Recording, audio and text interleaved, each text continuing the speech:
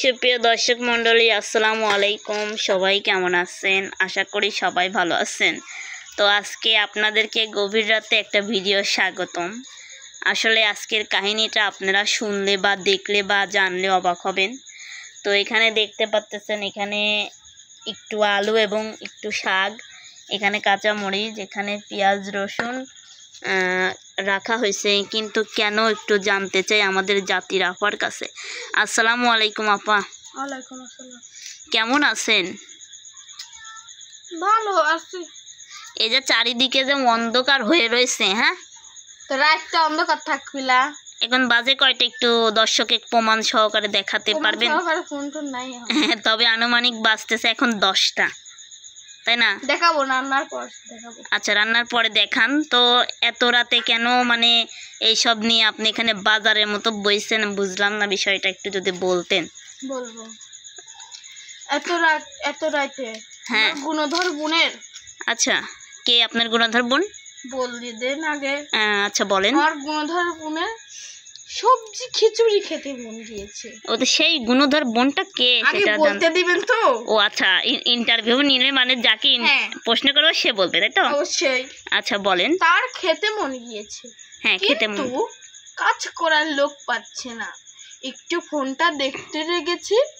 আচ্ছা, তখন যে বলছে, আর যখন জিনিস খাতে দেয় তখন বলে ফেরিরা সব খেয়ালে। সে কে জানেন? কে? ওদের পিছনে যে বক বক করছে।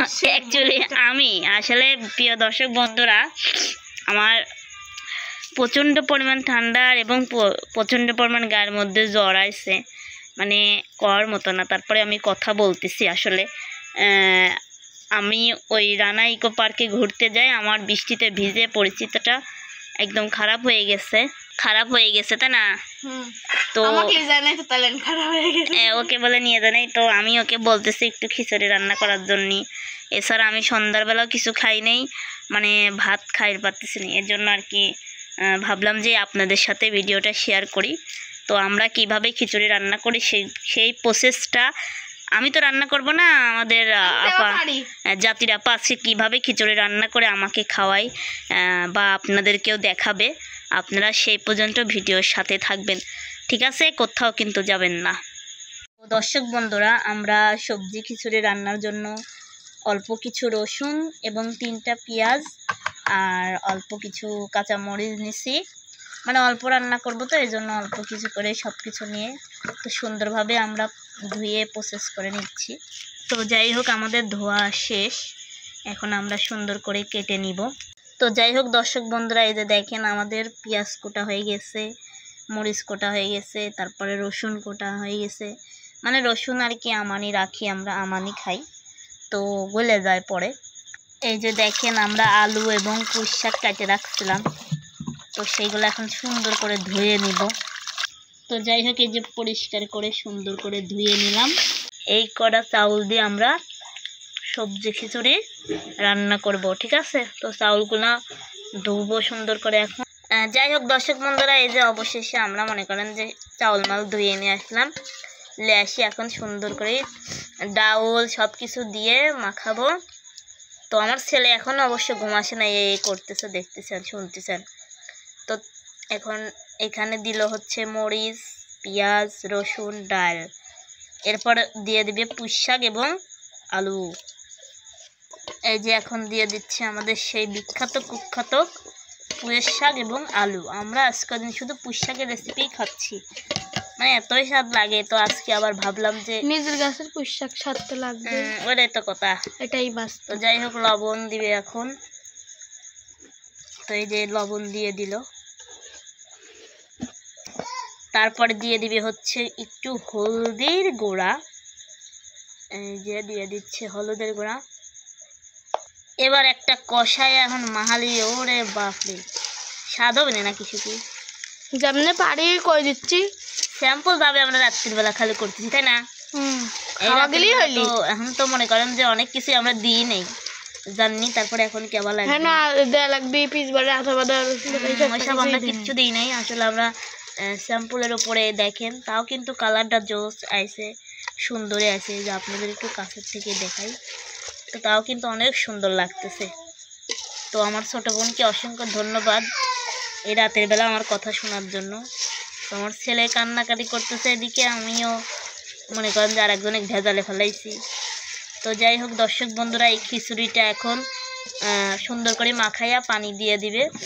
তো এই খিচুড়িটা রান্নার পরে আপনাদের সাথে আবার কিন্তু দেখা করবে এবং আপনাদের দেখাবো যে আমাদের রান্না করতে করতে কতটা লেট হয় এবং কতটা রাতে আমরা খাওয়া দাওয়া করি। যাই হোক আপনারা সবাই কিন্তু সেই পর্যন্ত সাথে থাকবেন।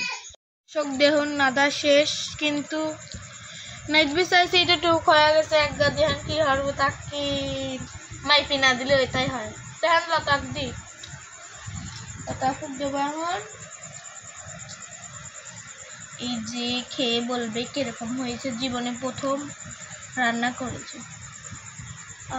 সেই বাজে মশলা দিলে স্বাদ পায় না, একটু কয়া লাগে নিজেরটা। তো এই যে এখন বাইর করলাম, বেশি ই করি নাই, এরকমই ভালো। ওপর খায় না, কম খাবে। এখন সবগুলোকে দেবো। এই যে কেটে কেটে খাবো আমি আর লাকি, হলো সবগুলোই ঘুরে এসে রয়েছে আর বাইক করে থুয়ে দেবে। এটা আমার দুলা ভাই এসে খাবো, যে থুয়ে দেবো। আমার দুলা ভাই এসে খেয়ে বলবে কিরকম আছে। এই এখন এটা আমার বাড়বো, আবার কবে তুমি আবার এবার থাল নিলে আবার লতাপুকে। লতাপু এই থাল ছাড়া জীবনেও ভাত খায় না। ও সাবালটা দিলে তাও কাটিলে এই থাল ওর কে আমি কাউক ধরতে দেয় না এই থাল।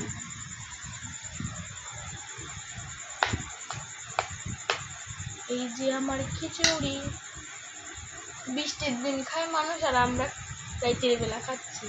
আর কয়টা বাজে দেখবেন, এই যে দেখেছেন দেখছেন এতক্ষণ বলে আমার জাগা লাগছে। এবার তো না খায়া কয় যে কেবা হয়েছে। লতাবু মন ঠান্ডা লাগাই লাগেছে যে মুখ দি কি শব্দটাই বাড়াচ্ছে না। আমি এই পিছনেই রয়েছি কিন্তু মনে করছে আমার কথা বাড়াচ্ছে না, হচ্ছে মানে সেই ঠান্ডা জ্বর। হ্যাঁ এত খাবো না আমি তো এতক্ষণ তোর লক্ষণ পাতি দেখতেছি, বুঝছিস? তোমার তো লাকি তুমি একটা পিস দিয়ে আসি দাও আমার এই কটা না, তাই করছি, তুই তো জানিসই। আচ্ছা দর্শক বন্ধু, আমি দেখাই দেখাই দে আগে খাই দে। কই যে স্বাদ হয় নাই তোর দেখেন কি। এই যে দর্শক আমি এখন খাবো এবং আপনারা আমার সাথে থাকবেন, কিন্তু একটা পেঁয়াজ হলে ভালো হতো মনে হচ্ছে। পেঁয়াজ খাই ঠিক আছে, আমি হাত আগেই ধুয়ে আইছিলাম। আপনারা লাগেন বেশি লাগছে।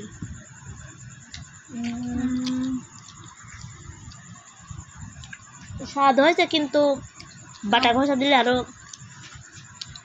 আসলে আমাদের থাল পাই নাই, আমাদের লাঠি থাল পাই নাই, চলে এসেছে। আমাদের মাও খাওয়ার জন্য লড়তেছে, বুঝছেন?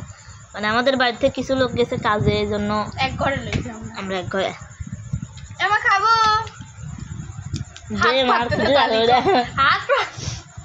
মাকে তাহলে দে। আমার মা শুয়ে রয়েছে এখানে। এই যে আমার হচ্ছে আলিপরা তো নাইট করতে গেছে, আলিপের নাইট ডিউটি পড়ছে।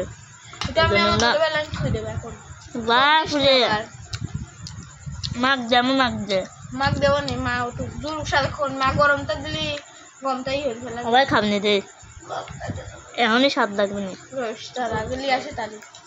আচ্ছা দর্শক বন্ধুরা, তো আপনারা সবাই ভালো থাকবেন, সুস্থ থাকবেন। আর আজকের ভিডিওটা কেমন লাগছে অবশ্যই জানাবেন।